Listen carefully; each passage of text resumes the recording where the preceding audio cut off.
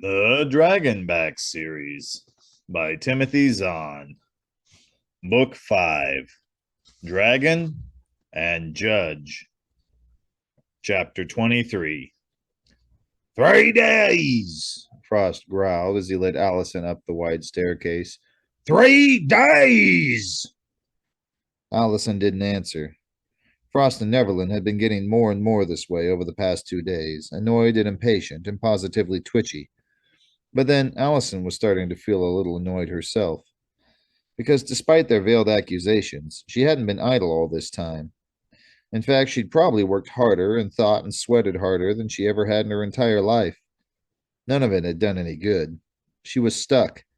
Had been stuck, in fact, for the past day and a half. "Well," Frost prodded as they reached the heavily guarded corridor leading to the Patry's private suite. "Say something!" "Like what?" Allison retorted. "It's tricky. You all knew it was tricky. That's why you hired me." "Well, so far, it doesn't seem to be doing much good," Frost countered. Apparently, he was in the mood for an argument this morning. "Relax, will you?" Allison said as soothingly as she could manage through her irritation. "When I blow the thing up, then you can complain about it." Without warning, Frost came to a halt, his hand snaking out to grab Allison's upper arm and yank her around to face him. "Who told you about that?" he demanded. "Told me about what?" Allison asked, shrinking back as his fingers dug into her skin beneath her thin shirt. Out of the corner of her eye, she could see the Brumgan corridor guards reaching warily for their weapons.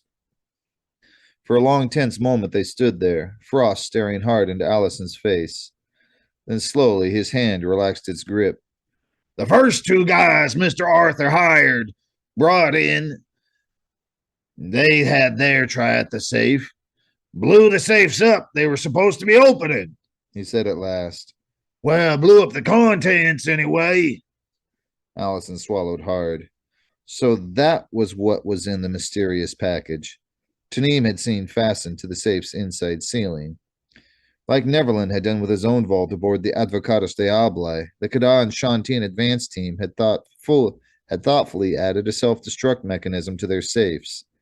Did it kill them?" "In a way," Frost said. "The Patry had them both shot." "I see," Allison said, forcing herself back on track. "And none of you were planning to mention this bit of recent history?" "I think Mr. Arthur would probably have said something when you got ready to actually open it," Frost said.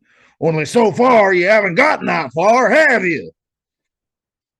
Reaching up, Allison pushed at the hand still holding onto her arm.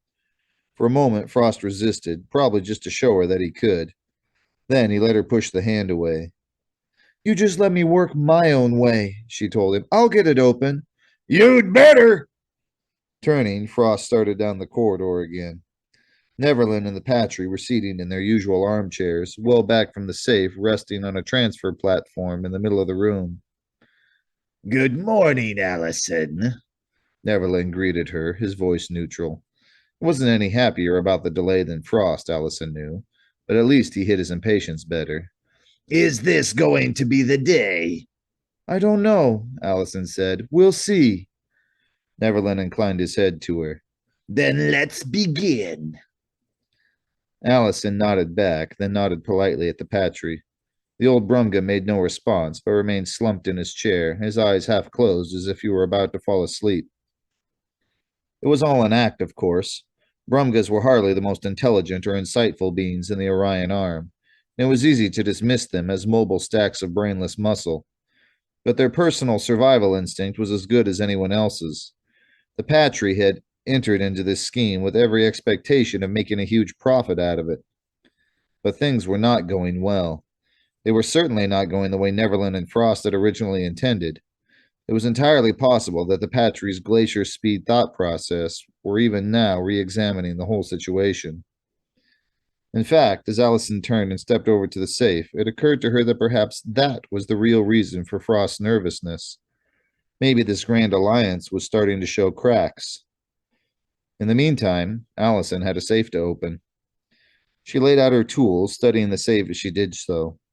It was a big thing, about the size of a small desk, rectangular in shape, its single door equipped with a double twist combination lock, and a brake bar for pulling open the door once it was unlocked. Along the safe's left-hand wall, midway between top and bottom, was a horizontal line of 20 indentations, big enough and deep enough to fit the first joint of a Brumgun's finger. The whole thing was made of an incredibly hard metal that the Patry's experts had apparently been unable to identify. A hard metal that had impact and heat stress marks over nearly a third of its surface, and that had been warped visibly from its original shape. Clearly, this was the safe that had been aboard the Haven Seeker, the only one of the 4 advanced ships to crash. Frost had now said 2 other safes had been destroyed. Neverland had apparently decided, not unreasonably, to let her practice on the one whose contents might already have been ruined by the crash, which meant there was a 4th, undamaged safe somewhere, possibly somewhere in this very house. You said yesterday it was a simple combination lock, Neverland reminded her as she put together her audio sensor. I said it was straightforward, Allison corrected. I didn't say it was simple. Then what's the delay? Neverland persisted. There are still a few problems to work out, Allison said. Unless you want this one to blow up like the other 2 did. She had the minor satisfaction of seeing Neverland turn a dark glare on Frost. Setting the end of the sensor against the door above the lock, she pretended to be digging out yet more deep, mysterious clues, and tried desperately to think. Because the lock really was pretty simple. The problem was much farther in. Taneem had spent over 2 hours over the past 3 days peering into the safe's interior as Allison sat with her back pressed against one or the other of the safe's side walls. Late at night on each of those days, after Allison had run the most recent data through her mixed-star computer, the Khaddah had described what she'd seen, giving the girl a verbal map of the safe's interior.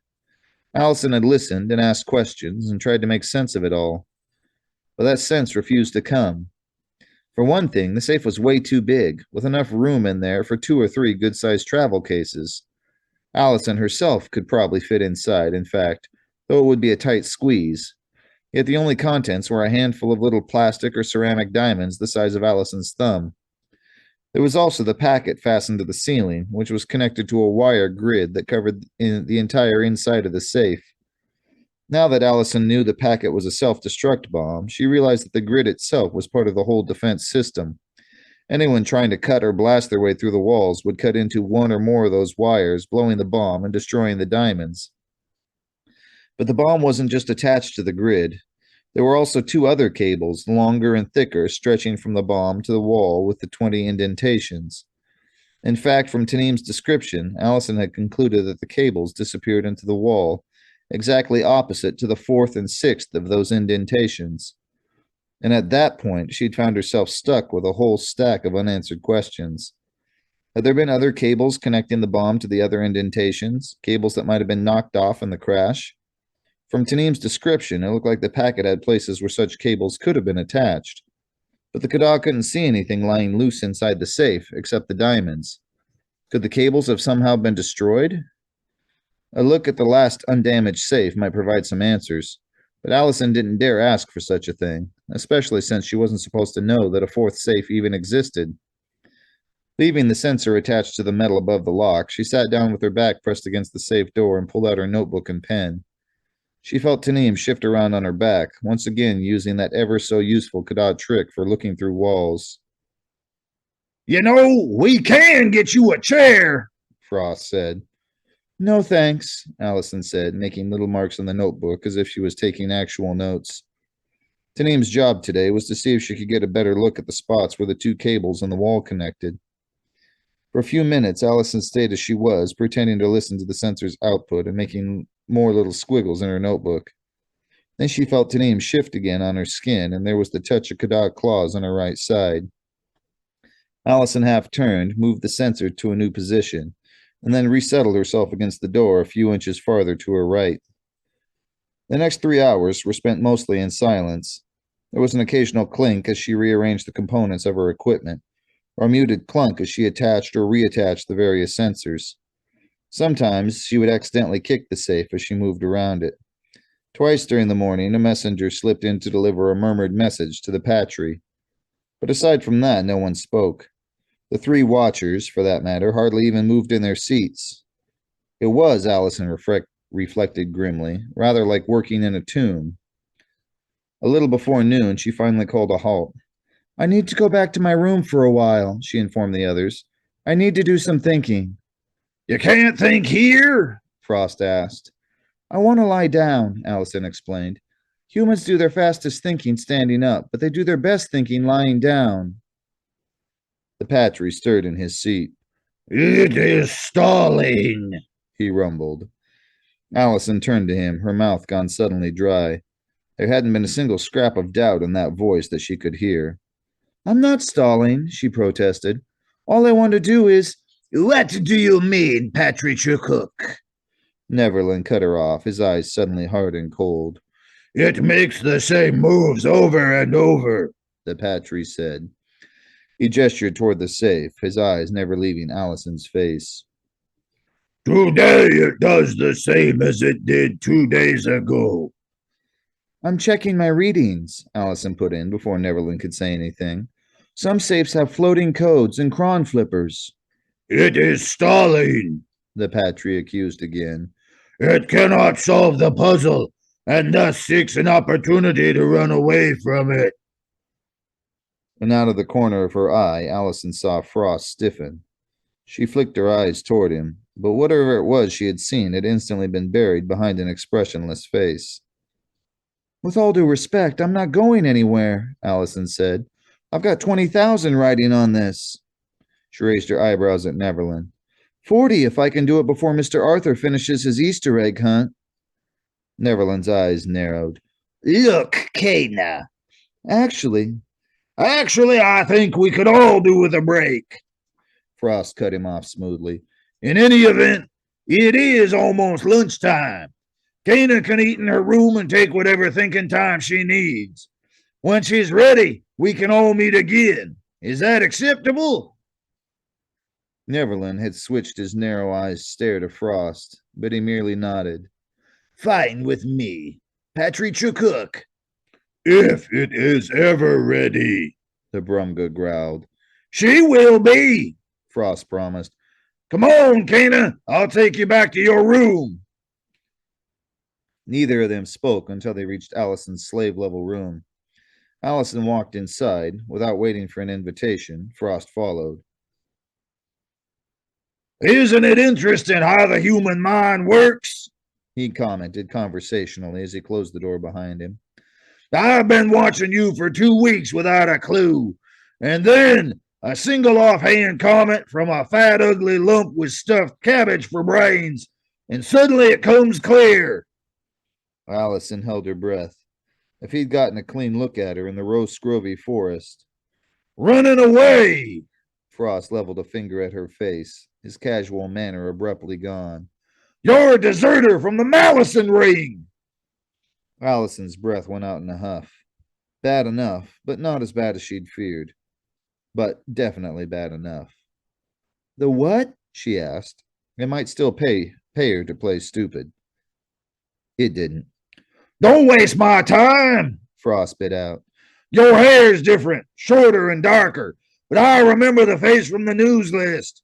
You joined up about 8 months ago, went through basic, then disappeared the week you were sent to your first post. All right, Allison said as calmly as she could. I admit it. I got scared and ran. No, you didn't get scared, Frost said.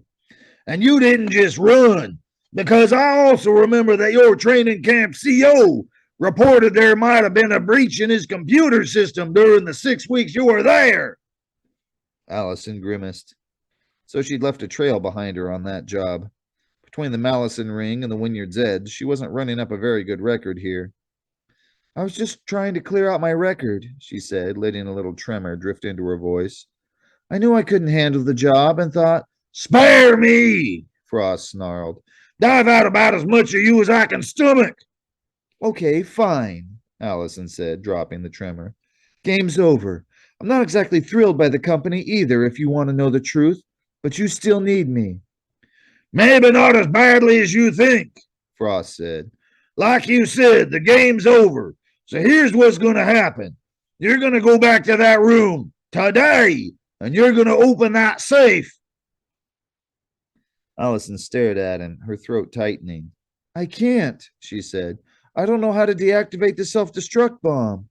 Then you'd better figure it out, hadn't you? Frost advised coldly. Because if it goes off, the Patry will have you shot. He shrugged. Either way, I'll be happy.